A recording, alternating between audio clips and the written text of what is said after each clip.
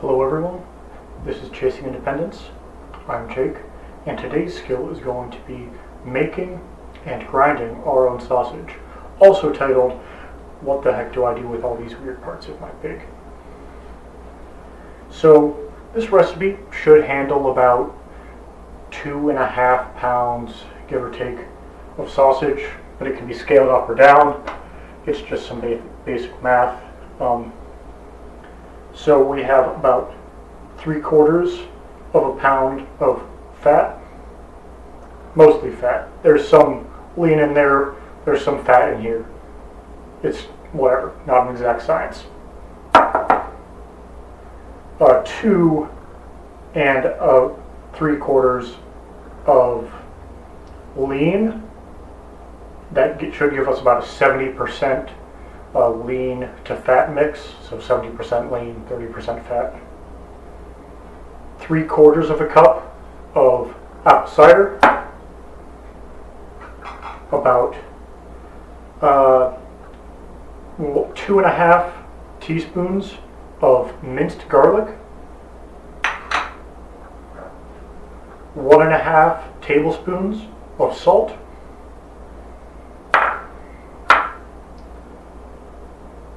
1 tablespoon of ground sage, and 2.5 teaspoons of freshly ground white pepper. If you can't find white pepper, I'm sure black pepper will work fine. I would just decrease the amount slightly, as white pepper is a little bit less intense, and it will hang on for longer. You will also need some form of meat grinder. I'm pretty sure this one's like under $100, so they're very affordable, especially the small starter models. And a couple hours before you do this, you want to take all of the hardware associated with your grinder, like your plate, your blade, the tube that goes up, the tray that holds the meat, all that, and stick that in the freezer. It's in the freezer right now, and I will be taking it out immediately before I grind the meat. And this meat should be more or less thawed out, and go back in the freezer for half an hour just to make it stiff. It's going to grind cleaner and easier that way. I'm going to go stick these back in the freezer, and we can move on to step 2. Once the meats and the parts are in the freezer, the first step that we are going to do is we are going to take our apple cider, and we are going to reduce it from 3/4 of a cup in a medium saucepan down to about 1/8 of a cup. And we're going to do that just by throwing it up on high and waiting for it to boil off a bit. It's a pretty hands-off process, and it smells really nice, so that's a pretty solid bonus. While our cider is reducing and our meat is freezing so that it can be chopped up better, we are going to add our 1 dry-ish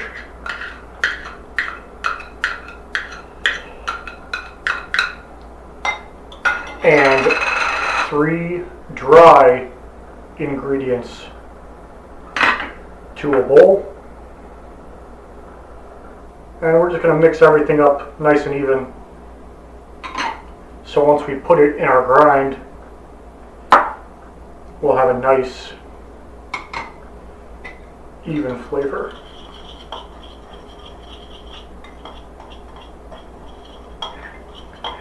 And this is a good time to use your nose instead of your mouth, because this will be gross if you try to eat it. But the smell should relatively approximate what you ought to expect in the sausage itself, especially if you go over and smell the cider as it is concentrating.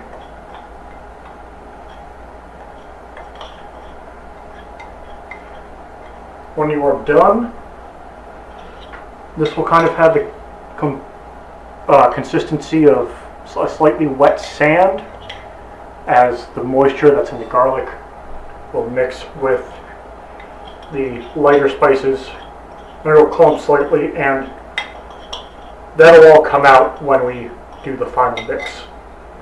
So now that Your spices are all ready. It's just a waiting game until you have reduced and chilled the cider,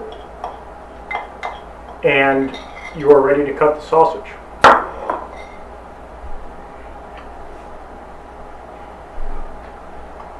So our spice mixture is all mixed up. Our apple cider is reduced and cooling, and our meat is pretty solidly frozen, so it'll be easy to cut. Now we're just going to trim it all into 1-inch-ish chunks. You can just kind of eyeball this and chill out and relax.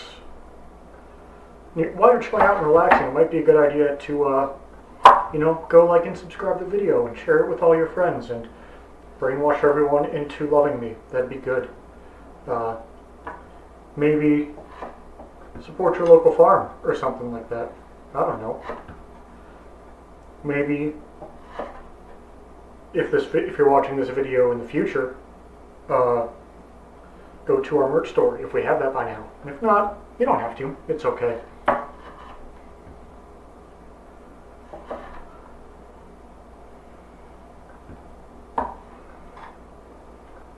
So, I've taken my grinder pieces out of the freezer, and I'm going to assemble it now. And always make sure when you're doing this that your meat grinder or stand mixer that has a meat grinder attachment is always completely unplugged, just for safety reasons. So I'm gonna start by taking all these off, because audio in videos is important.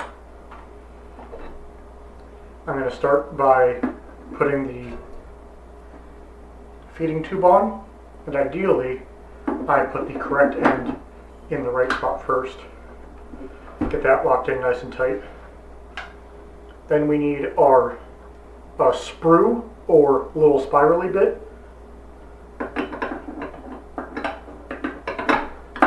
It just slides right in yonder. Then we have our blade. This is what's going to chop everything. And as you can see, it's actually not that sharp. I don't know if you can see, but as I can see, it's actually not that sharp. So that's part of the reason that it's important that we kind of get everything nice and cold, so that when the meat, it can kind of chip away at it rather than just mush it up. Then we have a fine plate, a medium plate, and a coarse plate. This is largely up to preference. I'm going to bring it in with a medium.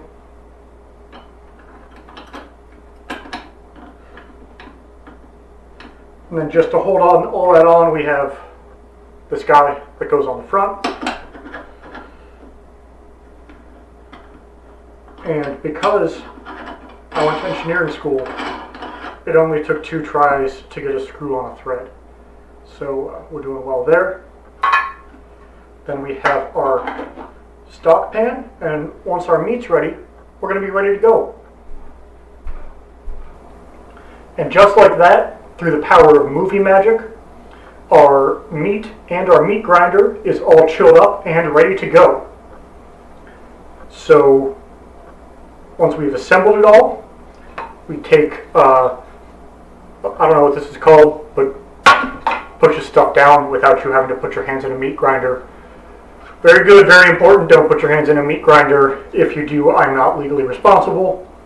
We have a container to hold our meat once it's through.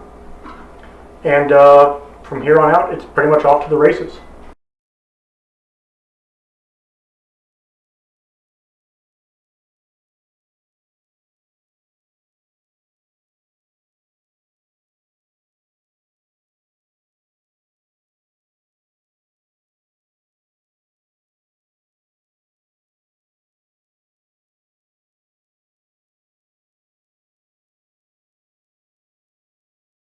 So I have here a sheet of plastic wrap, but you could use really anything you wanted. Wax paper, even like a clean dish towel if you really want to go 100% green. Right now I don't trust my skills enough to do that, but I only trust it enough to teach other people how to do it. So take from that what you will. Maybe we'll just edit that out later. And just kind of give her a nice plop and a basic shape into a reasonable diameter sausage patty.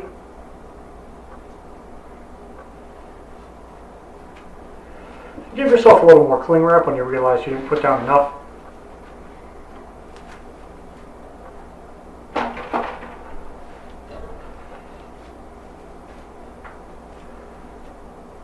Don't pack this super tight yet. We're going to do that in just a second.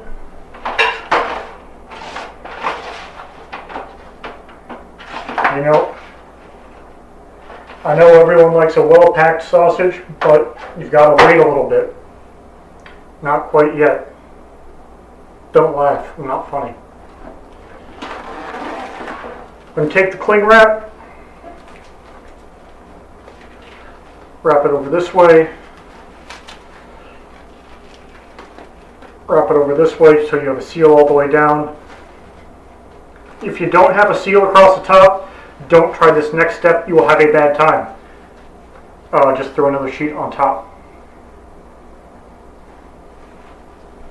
In fact, we're just going to throw another sheet on top anyways, because this was expensive.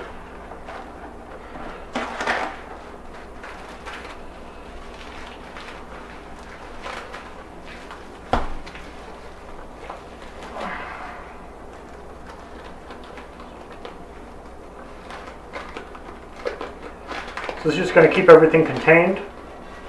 Now we're going to actually do a trick taught to me by a young soldier boy when I was a child. We're just going to crank that. Get it? Because soldier boy, crank that soldier boy. I'm very funny. All the millennials love me. That's why I hang out with most of the pigs.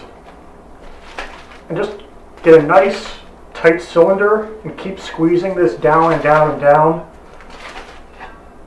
until it's nice and plump. And just refrigerate this and you'll be all set.